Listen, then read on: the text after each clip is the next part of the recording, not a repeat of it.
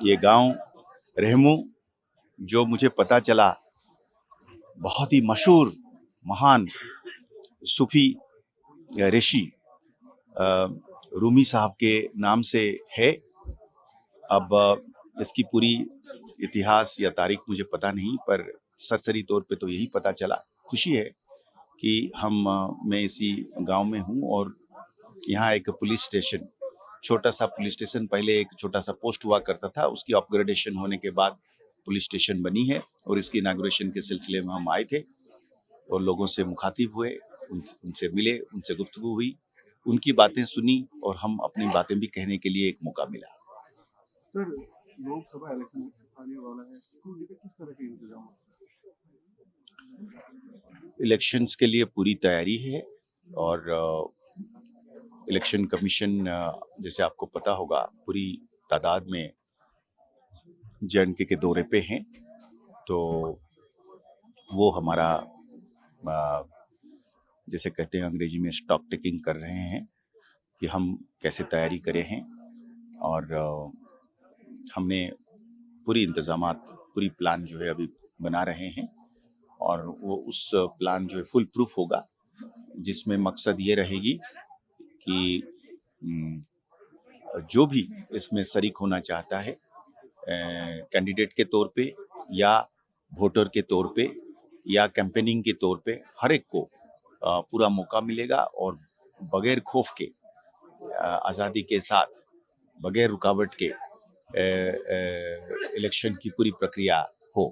यही हमारी मकसद है। कुछ देर पहले मैंने नारकोटिक्स के सिलसिले में एक रणनीति की बात करी थी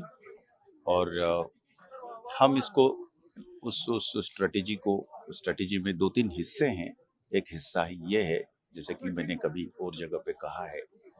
कि हम पहले इंटेलिजेंस के जरिए और इन्वेस्टिगेशन के जरिए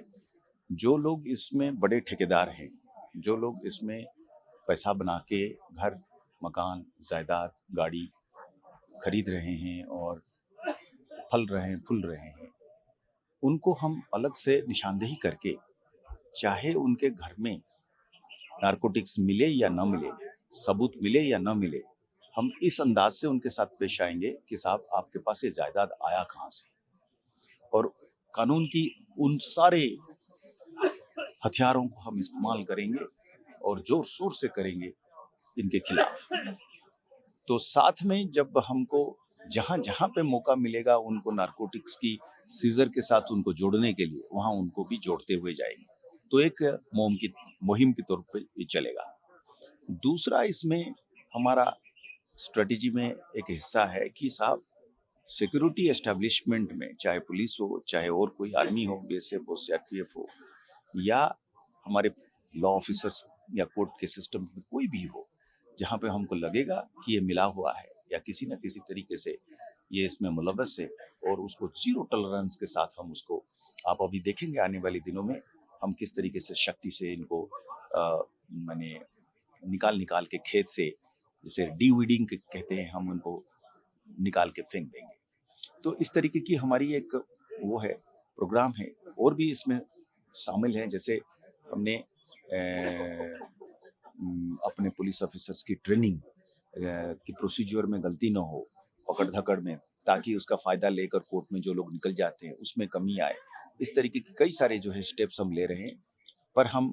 2024 की एंड तक एक विजिबल इम्पैक्ट रहेगा नारकोटिक्स के खिलाफ। नारकोटिक्स यहाँ मिलेगा नहीं, और जो हाथ लगाएगा, और कोर्ट के बीच में हमने इसका भी ले रहे हैं, हिसाब ले रहे हैं